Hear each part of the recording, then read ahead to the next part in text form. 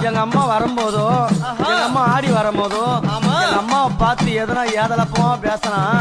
எங்க அம்மா கேலி கிண்டல் பண்ணா என்ன பண்ணலாம் தெரியுமா? எங்க அம்மா பார்த்து சிரிச்சால அம்மா சிரித்த பூரத்தை எரித்தன அழகி அடி சத்தி சாடா பரிசாமுண்டி ஈஸ்வரி